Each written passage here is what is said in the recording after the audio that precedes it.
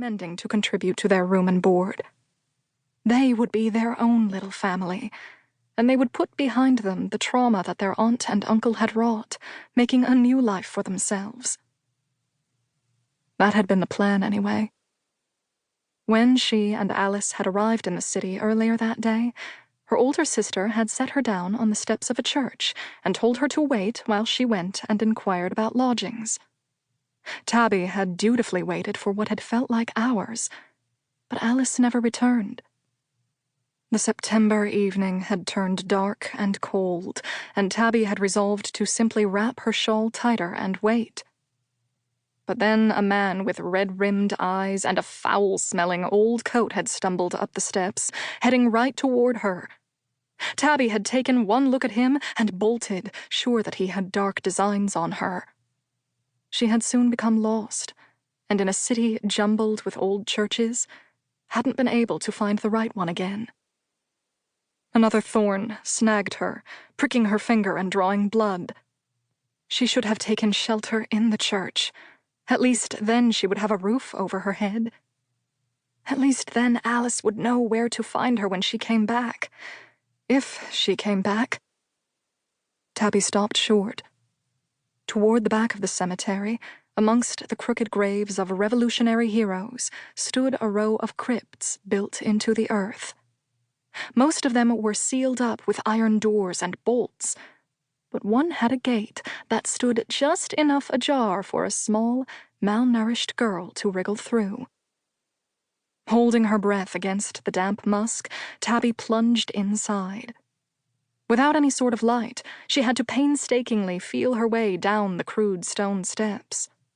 Lower into the earth she descended until she reached the burial chamber.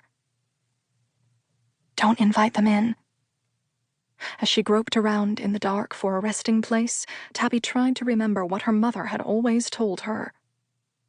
Memories of her mother were few and far between, but her words concerning Tabby's ability remained as sharp in her mind as words etched with a diamond upon glass.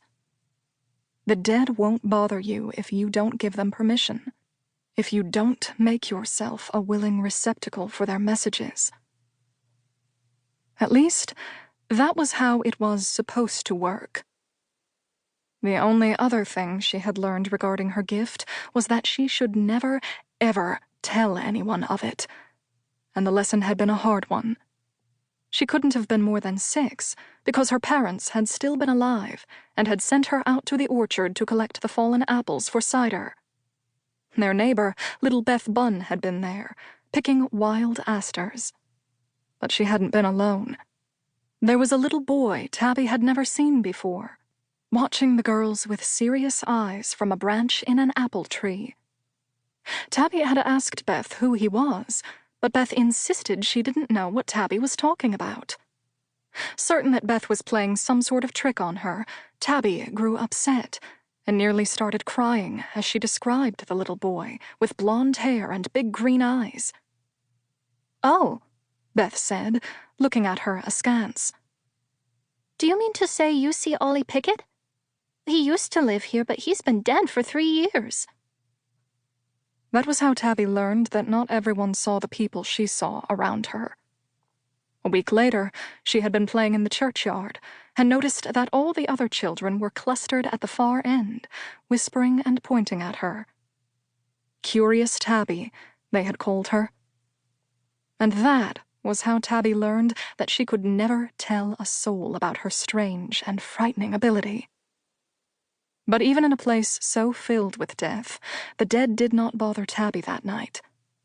With a dirt floor for her bed and the skittering of insects for her lullaby, Tabby pulled her knees up to her chest and allowed the tears she'd held in all day to finally pour out.